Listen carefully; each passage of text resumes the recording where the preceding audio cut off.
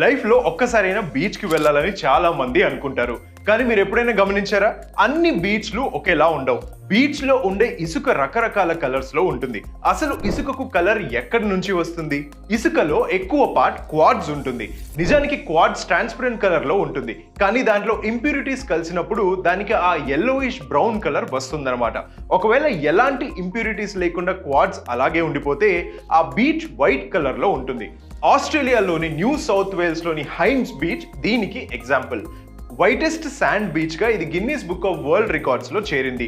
కొన్ని సముద్రాల్లో ఫోరా మినిఫెరా అనే సింగిల్ సెల్ ఆర్గానిజమ్స్ ఉంటాయి.